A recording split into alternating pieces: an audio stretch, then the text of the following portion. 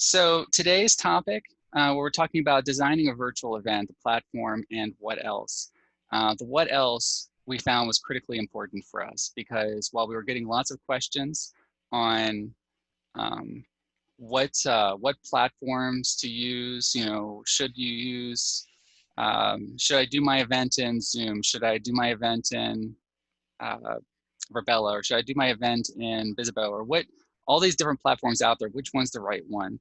And as we started doing our consulting with different groups and our own discussions, it really stems back to a much deeper question of what kind of event you're trying to do and back to that design aspect. So let's go through this. The number one thing, if you don't take anything else away from today's discussion, is on goals. Um, we can't duplicate what we did last year, like in an in-person event.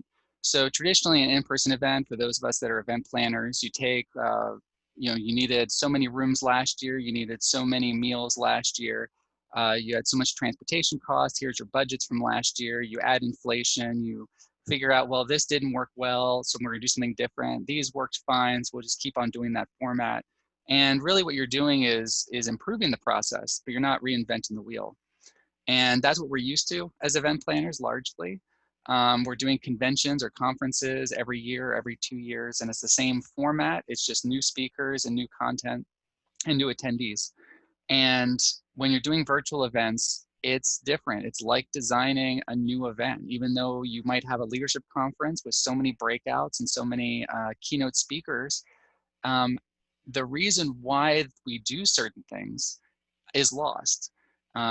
Why attendees show up for a function, or why they come in for breakfast and you're doing a breakfast session. They're doing that because they're stuck at the hotel and they're excited to see other people and there's nothing else to do. In a virtual event, your attendee dynamics are completely different. So the first thing we have to do as event planners is reestablish what those goals are. And you've seen the quote: if you write down your goal, you're 42% more likely to actually meet that. And it's true. And here in a design process, as you start looking at those platforms and you look at the technologies involved, it really helps to write down those goals and establish them and understand them so that everything you do can be related back to those goals. If we have any other engineers on the call, you'll see here you got a requirements trace analysis going on. That's exactly what we're doing. Establish your goals, figure out what you're going to design and how that traces back to your goals or requirements, and does that cover them? Is there something that you're missing that's not translating through, or are you adding stuff in that you really don't need? Human factors is the other piece that really hit us aside from technology. When you're driving a car, you can get a sports car, you can get a convertible, you can get a bunch of different things in there, you can get a Jeep, but at the end of the day, the car does nothing without the human driver. And that's the same for conferences. A conference, you can design a space, a hotel space, and you can book breakout rooms and keynote speakers, but without your audience, there is no event.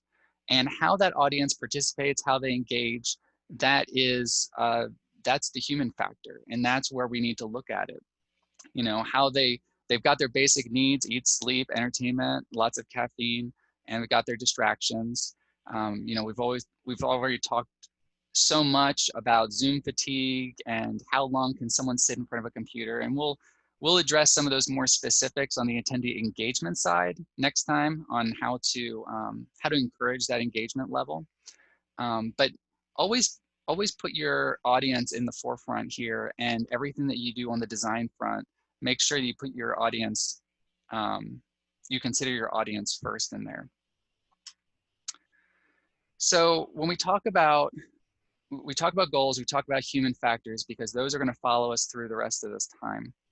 Virtual events being more of the sum of its parts. When you have a virtual meeting, like we're doing now with Zoom, or whether it's you did one this summer with a convention business meeting, or you're doing it in a chapter level or a national level or whatever it is, and you're doing a meeting or a series of a couple meetings on the same call, that's not really an event. You can make an event, but the idea is an event has so much more to it. It's more than just a single session. It's more than just a keynote. It's more than just a hypnotist or an entertainer.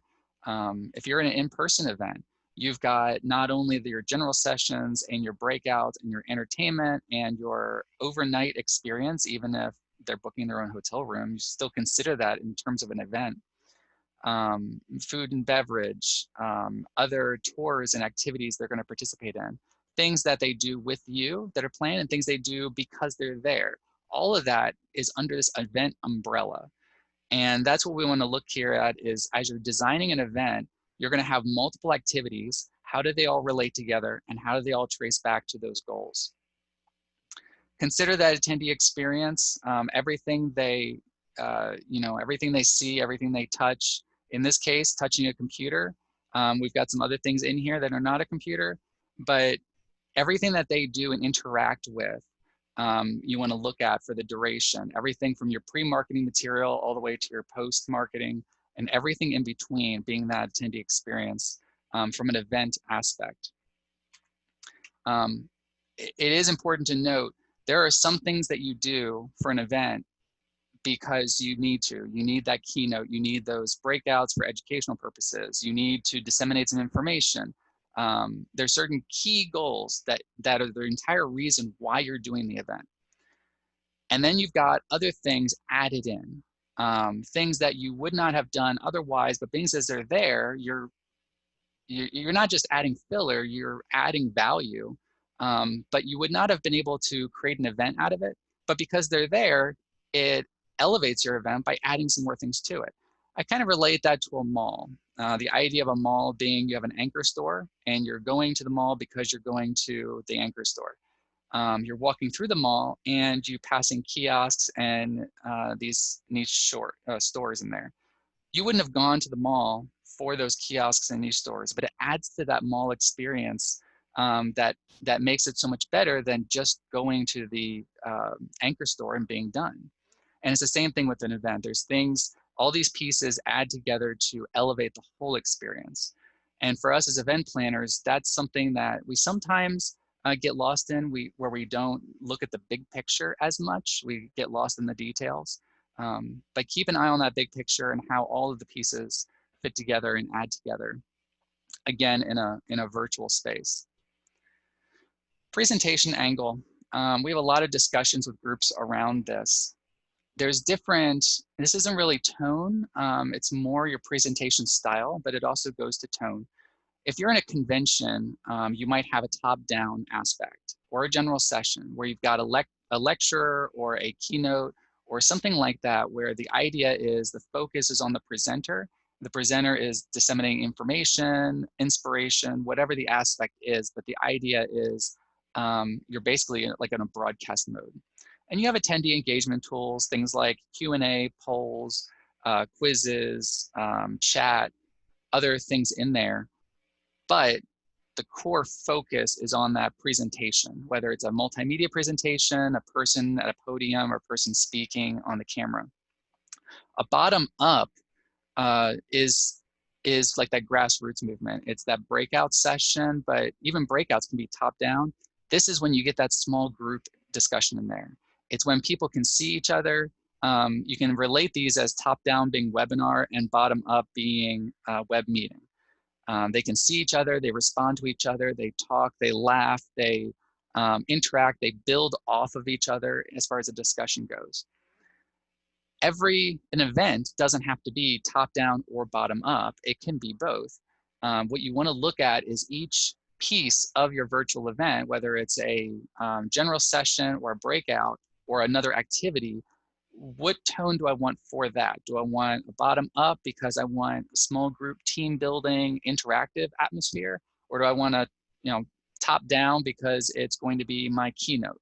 Another thing to keep in mind, as some of you already have experienced, a lot of keynotes are finding that, especially the inspirational style ones, that they prefer a web meeting interface because even though it's a top-down type presentation, they want to be able to see the reactions from the audience and feed off of that.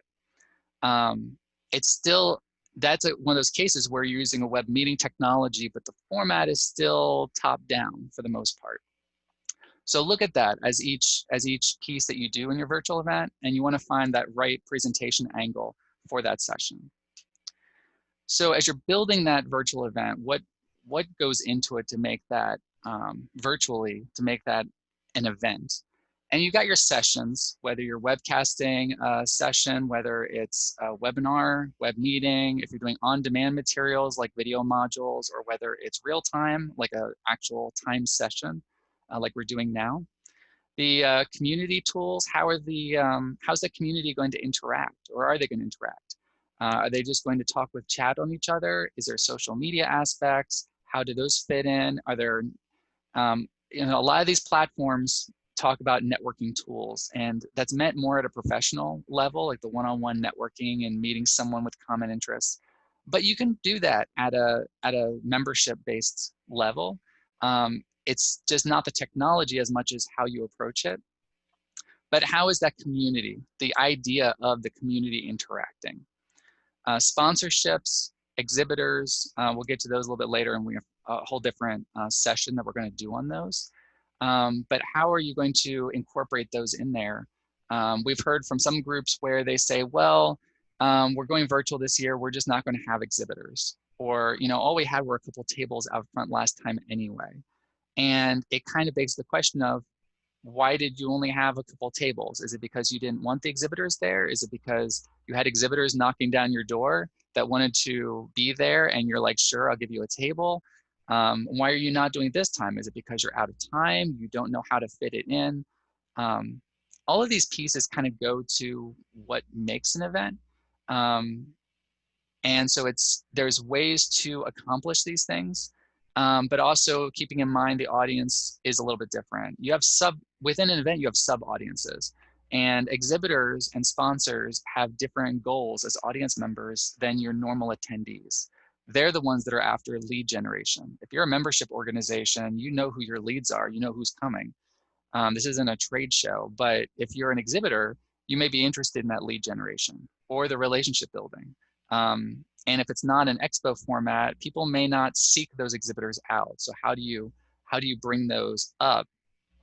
And also, how does bringing up those elements help your attendees feel that your event is more well-rounded, is larger, is more complex, and isn't just a web meeting? Part of that, the sum of the parts aspect. And brand development is sell you. Everything you do when you interact with your audience members, whether it is at a conference, whether it is through email, your website, whether it's on location at their college or university or location, whatever it is an opportunity for you to promote and at least maintain, but promote and increase your brand. For those of you in the marketing realm, may get that before some of the others, but it's not just fluff. It's your identity. It's who you are. I mean, one of the reasons social organizations want to meet in person is because you're a social organization. It's who you are. It's how you connect, and it's how you see your organization as a whole. And if you can't meet it, it starts to feel like you're not social. You're missing the core of what makes you who you are.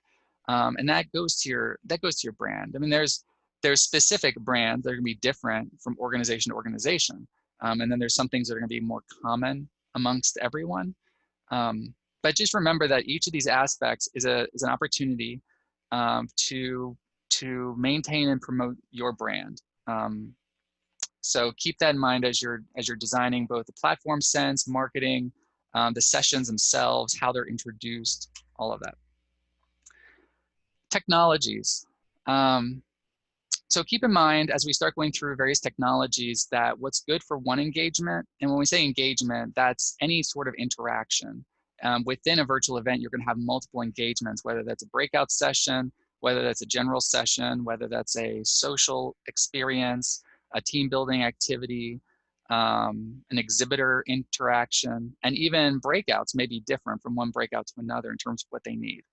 So what technologies you use and the formats you do may need to be different from activity to activity or engagement to engagement. And again, beware, most of these event platforms, they are designed for professional and trade organizations. And that's why they're out there promoting analytics and lead generation and how to grow your community. Because the idea is individual people are coming and joining, and they're not, uh,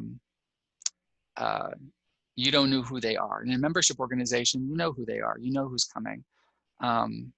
So some of the tooling is not going to be necessarily what you're looking for when you see that, oh, one-on-one networking, and then you see how it actually works, and you're like, I don't know that it really is going to work for my organization. And that's true, because you're not a professional software developer looking for a professional software developer or an animator or someone else you can team up with later or collaborate with or things like that.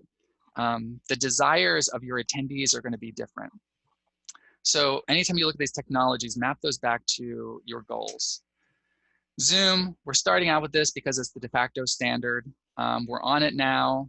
If you look at the numbers, less than a year ago, they had 10 million daily users, and by April, they had 300 million users. And they had a 50% increase in a month in the spring. Now you've got schools using it, you've got businesses using it. I saw one of those Dear Jane articles yesterday where someone was asking what to do because their supervisor put out an edict that they were all required to be on a Zoom call all day during business hours. And that started a lively debate over whether that was an overreach or whether that was whether they were participating or how. But it just shows how prevalent Zoom has become in our society as a virtual technology. It would not surprise me at all if down the road Zoom comes out with a virtual event platform. Because one of the biggest cons around Zoom is there's no event structure. There's no platform structure. You can have Zoom meetings, you can have webinars, you can have those links, you can send those links out, you can post those links in a web page or a portal system, but it's a conferencing technology. It's not an event platform yet. But I would not be surprised if that here comes. Teams Together mode. This is something that just came out in August. Many of you may be familiar with it now, at least from an advertising standpoint. And Microsoft's idea was really neat in saying, instead of all the grids, instead of all the squares, let's get rid of the backgrounds. So we'll have a computer sort of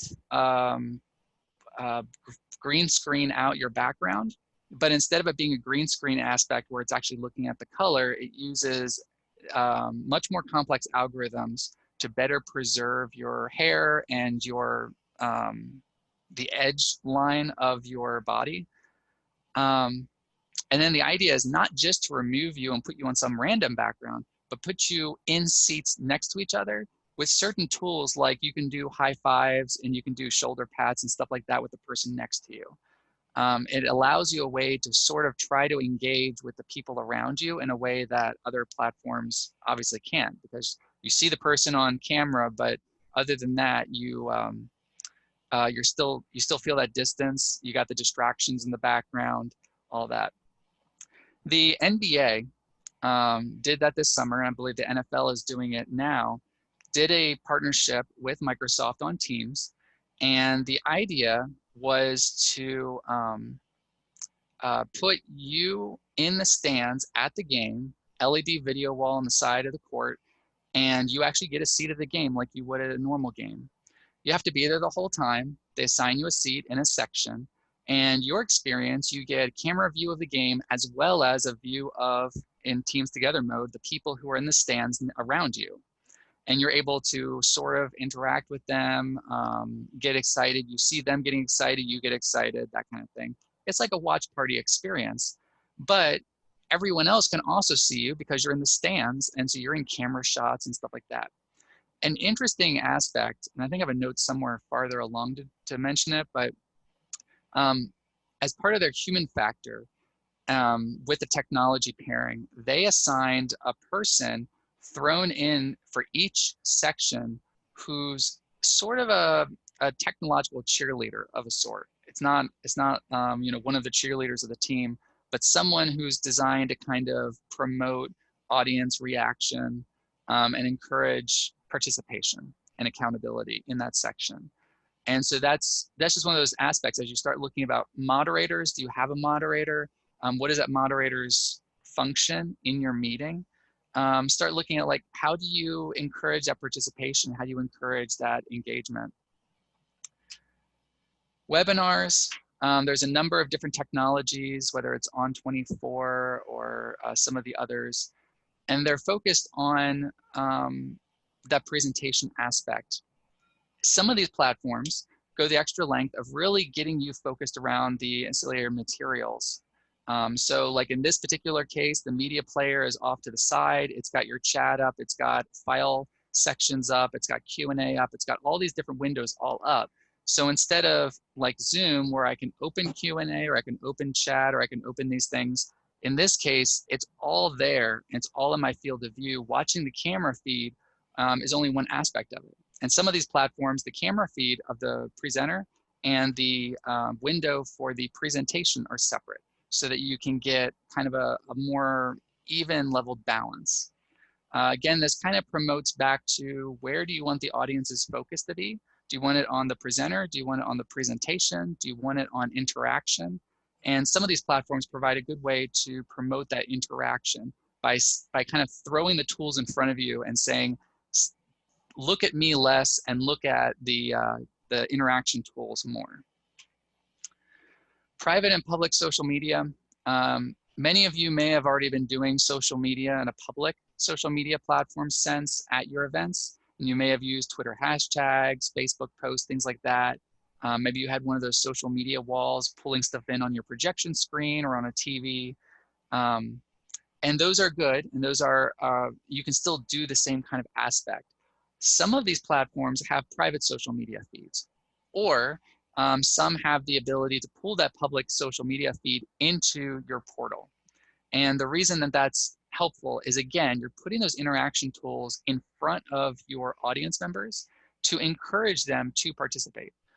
One of the platforms I really liked put the social media feed, it was a private feed, on the home screen when you log into the event. So that landing page, when you first open the event and log in and open it, the first place you are is this, it's kind of a complex home screen, but it's telling you what live events are going on, live sessions. It's giving you some welcome information, community information, and it's also giving you that active social media feed.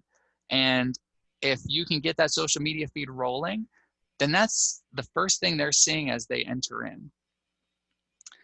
You can also do call outs. As people are doing those posts to social media, having those moderators, and by moderator, we haven't really talked about moderators, but whether it's a Q&A type moderator who's just there from a technical perspective, or whether it's like your MC who's introducing people and getting the audience excited and bridging between speakers, whoever that moderator is who's kind of leading the audience through these aspects, if you can do those highlights, say, you know, here, look at this group from this chapter, or you're doing a watch party and they take a selfie and they send it in.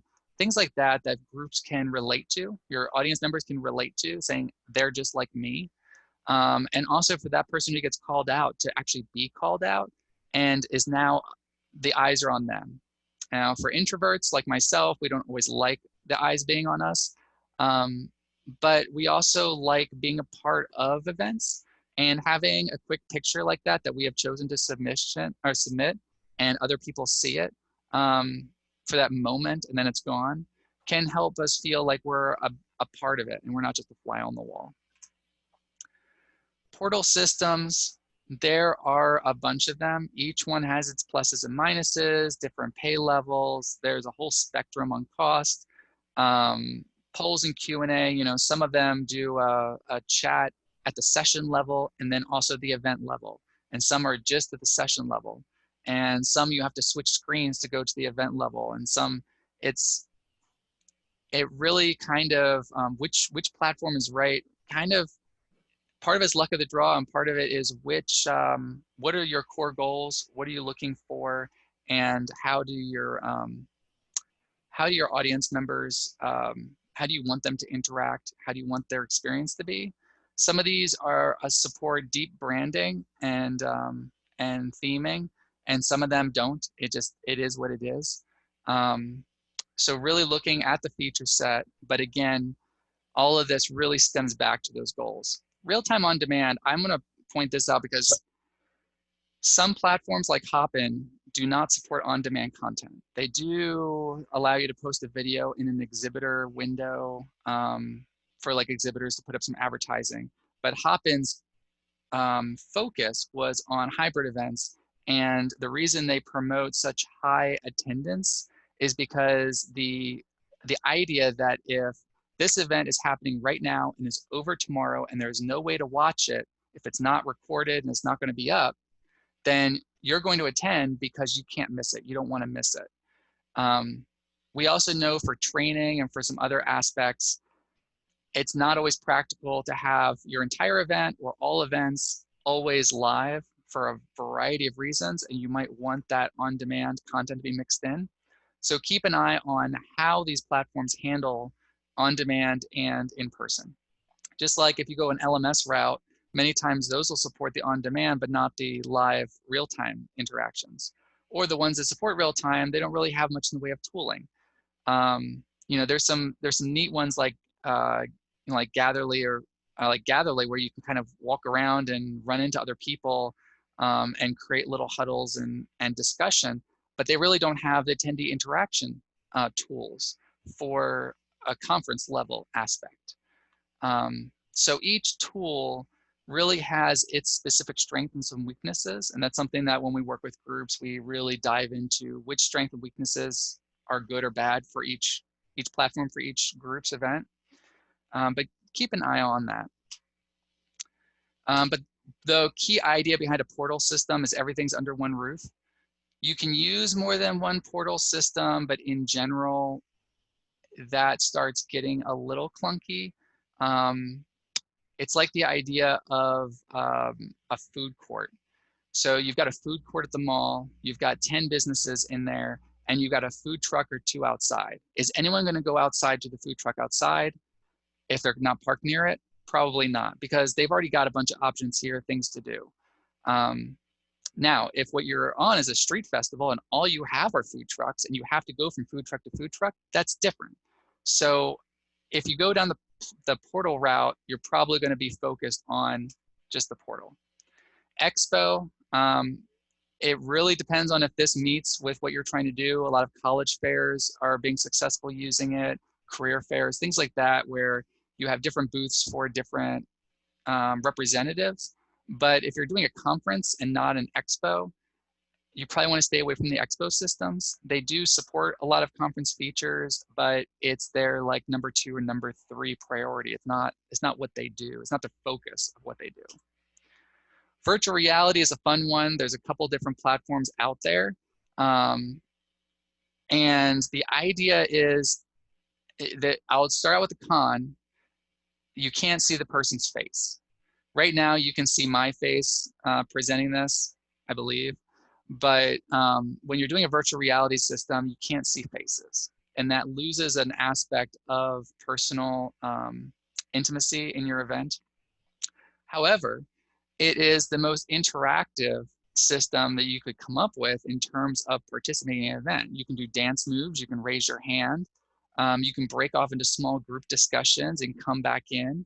There's interactive tools, escape rooms, problem-solving activities, kicking a ball, beach ball around, or playing a soccer game between 2 ad hoc teams. There's a lot there that you can do. And at least a couple of these systems do support webcam interfaces for presenters. So your presenter can still put up a PowerPoint, their webcam, stuff like that. But your attendees themselves don't.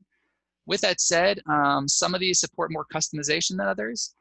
This one in particular, you can change, waist size, shoulder size, it's like a slider. You can, how far your eyes are or hair color, to really kind of make it feel more like you and represent yourself out there, even though it's not your photorealistic face. Some of the venues are photorealistic, some of them are not. But again, if your focus is around that bottom-up participation of your attendees, the VR systems are fantastic for that. While still supporting lecture and top-down presentations. And this doubles as a portal system because you can do all of your activities in this platform and not need a second system for that. However, because you can't see people's faces, you may want to consider a session, a kickoff session, or something else where you can include that personal touch aspect. Production level, what's best for you? Do you want a big studio environment? Do you want a webcam? Do you want something in the middle where you've got a little bit, it's a home environment, but your lighting and audio and video is a little bit better for the presenter? We've kind of gotten used to webcams, so it's not a huge deal. But again, it kind of tips back to what are your goals? What do you want people walking away with? Real quick, some ideas. How many platforms do you need? Again, it kind of depends on which direction you're going, which activities you want to do. You could do a portal system and a VR system for team building activities. You could do a VR system with a kickoff session that includes webcams. You could do, you could get rid of the portal systems and the VR and all that and go with Zoom meetings and using a web page or an email system to kind of pull all that together in your own custom portal, which because you're giving them links, you can go into Zoom for this, you can go into this other platform for this, you can go meet up in you know, Remo or another a little bit more social atmosphere or Gatherly or one of those in another session and kind of control which systems they're going to use that way. Keep in mind some systems require installations and some don't. But some of these are all web-based and don't require those installations. Exciting kickoff. Your marketing, your pre-con marketing is all about attendance and getting people excited to come, getting their buy-in. There's a whole lot of ways to really focus on encouraging that buy-in, whether it's getting people who can watch in person together. If they're in a chapter house and they're able to be together, have a watch party format. Instead of having one webcam for every single person, have them get together as a group, and your kickoff session, you've got a webcam for all of them. And you have delegations appearing. But as you get, once they arrive, the moment they arrive, now your focus is on retention and the exit strategy, what they're going to take away from the experience. And so having that really kind of exciting kickoff, it doesn't mean you have to book a rock band, but it means looking at your content, looking at your agenda, looking at your presenters, looking at your MC or your moderator, and how do you make people be glad they came as one of your top priorities. Because when they disconnect, this is like what I used to say about living on and off campus. When you live on campus and you don't wake up for class in time, you're like, I'm just not going to that class today. But you go to the next one. When you live off campus and you wake up late, you're like, I'm just not going to school today.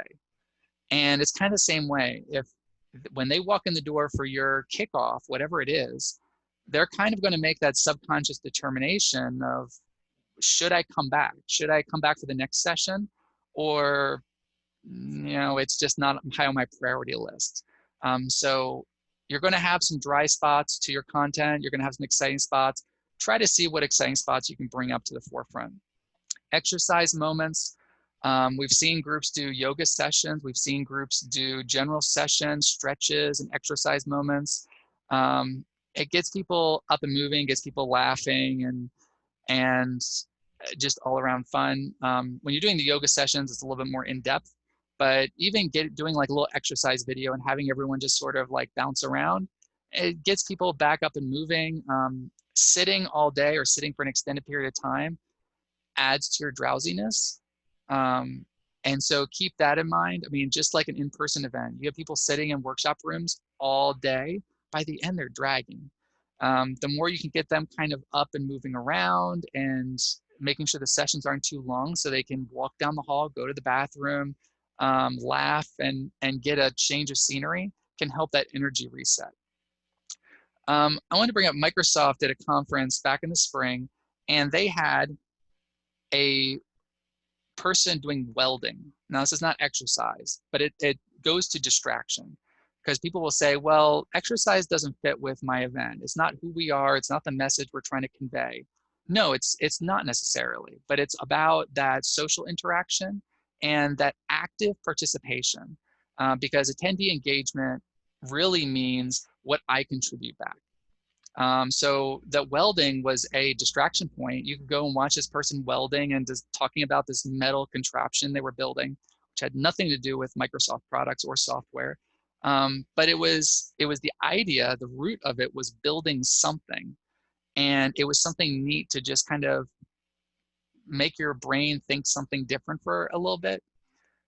So exercise moments can help with that, kind of that separation. Pre-show, post-show, planning your entrance and exit. If you think about going to Disney World, you're going in, you walk in through the train station, you have that whole experience of entering in is very strategically planned out. And as you are leaving, whatever your leaving experience is, the fireworks, the music, the store shopping, everything else is also strategically planned out. How your audience members leave the event is going to be very important, because that's what they're going to remember.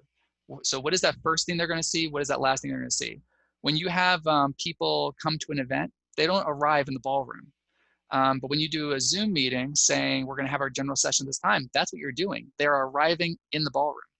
One of the neat things about some of the portal systems is you're entering in a way that's not the ballroom. You're entering in a community forum that allows you kind of some avenues to go. Am I going to go poke around first? Am I going to jump into that general session, into the ballroom? Am I going to post some stuff on social media first? Am I going to interact in these things? What am I going to do? It's kind of up to me, and I'm kind of like deciding how I'm going to navigate through that lobby, that virtual lobby, on my way into the general session. And it also promotes a little bit of self-ownership and commitment into the event, because I am choosing to enter that ballroom now. It's not just I choose to like go to the event, here I am, but you're actually like navigating your way there, builds some self-commitment. Engagement equals attendees get something back. We're going to really touch on this next time. I see we're a little low on time, so I'm going to kind of skim through. But faces is number one. When a web meeting or a webinar does not include a face, the audience retention level is much lower.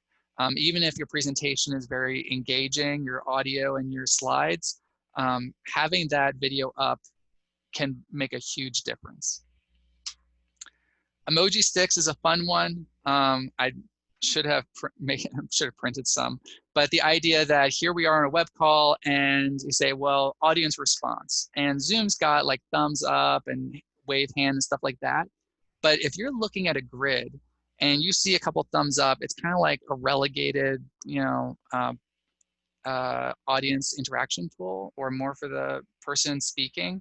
But if everyone out there had a set of emoji sticks and they could like post them up, I mean, there's your quick poll: happy face, smiley, frowny face, stuff like that. And it's something, it's not too expensive to do. Something that you can make and ship out, which also I didn't put in here, but sending physical materials for your conference to your attendees can also give them that feeling of buy-in and something to participate with. But really looking at not just sending them swag, but designing an experience, how those materials interact back with it. Team building, whether it's like escape rooms, team projects, small group activities, different platforms have different items. Some of these actually have built-in escape rooms, team building activities, things like that available in the platform. Some of them require more you to design it using the tooling, how they're going to execute it. But just because it doesn't have the feature doesn't mean you can't do it. It just means there may be more leg room to, to get there. But if you want that level of interaction, team building, talk to a consultant. You can achieve that. It's just which platform you're going to use and what avenue you do to get there. As far as the COVID situation, don't worry, this is not going to last forever. We'll be back in person soon enough. But virtual events have really shown themselves to be a mainstay because it changes how we shape an event. How do we define an event? If an event is um, if an event is the general sessions and breakouts and that structure, and that's how we define as an engagement, that's the anchor store, that's why you came, then that's fine. But if there's certain activities like team building activities, academy programs, escape rooms, things like that, that you want to do, and it may be different audience members or anything else, you can do those activities, and you might want to do them at a different event. You might want to have 2 events. You might have different sub audiences. Or if you don't want to think about it as an event and you start talking about just virtual engagements, and you have training programs, weekly meetups, or soirees or social hours, virtual really opens the door because you don't have that expense of the physical event holding you back. You don't have to spend a lot of money to meet up virtually. It may behoove you to do that. You may say, hey, I want that virtual reality thing. It's going to cost me some money. We're going to have an attendance fee. It'll cover it. But you don't have to worry about booking a hotel. And you don't have to worry about the transportation and logistics. You don't have to worry about the attendee's commitment to be there for 3 days. It might just be an evening. Can they sacrifice a single evening? That opens up the door to what you can achieve throughout the year, looking at your calendar as a canvas and not as just this one event per year. Maybe that's what really does work best for you, or maybe it kind of bleeds into your education programs of how do I reach out and interact with those attendees throughout the year in different events and experiences. Hybrid is going to be the future. We're going to have a whole session dedicated to this. And a real core aspect to us is equitable experience. Anyone, any company, any production company, any hotel, any consultant who tells you, hey, I did a hybrid experience for X group 2 years ago, it doesn't matter. Hybrid before this year meant webcasting your sessions. That's really what it was. You might have a little bit more bells and whistles, but that's what you're doing. People who couldn't come or didn't want to come or whatever, that was hybrid. The future of hybrid means I've got people on site, I've got people virtual, they are equal. I need to provide them equal experiences. It doesn't mean every single person is going to have the same experience. It means some experiences are going to be shared, and some experiences you can't share well. Like you can't really do a trust fall exercise virtually.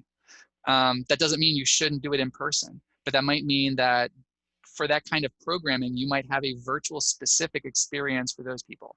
And we'll dive into that in our hybrid one.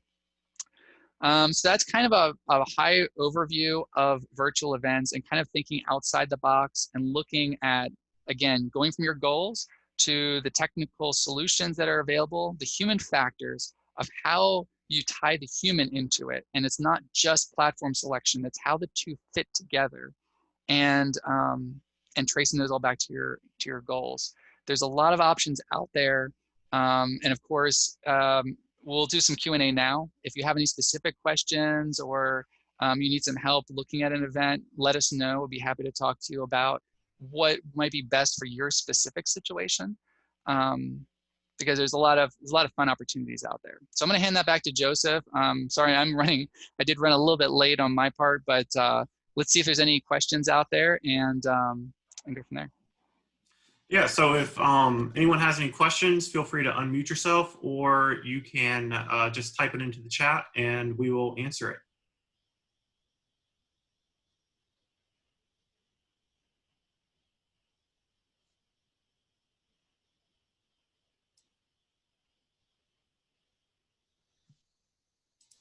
Did I hear at the beginning you all were sharing that this is one of a series of webinars you all are hosting and that there's an opportunity to sign up for future conversations in this series? Yes, our next one, I guess we're going to make that announcement now. Our next one is going to be on the 7th on attendee engagement. Joseph, do you have the time on that? We're going to do it at noon Eastern. It's noon Eastern. So we will also be pushing those items out. When you registered for the webinar, we'll be sending out a follow-up to people who registered to kind of thank everyone for coming and also let you know about the next one as well. Thank you. I just wanted to make sure I didn't need to like how to register for the Yeah. next one. Thank you. No, and we're trying to keep them about every 2 weeks or so. But we're kind of having to move days around because we want to try to get other experts in the field.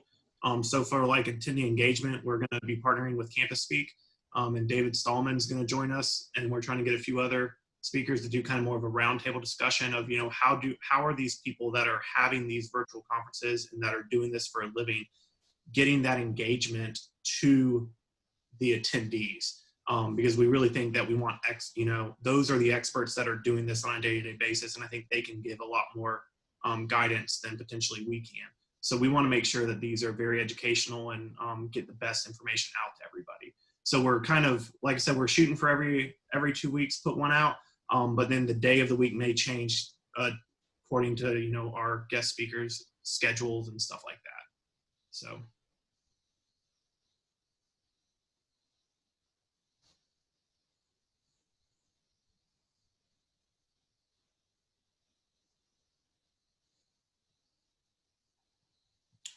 Any other questions?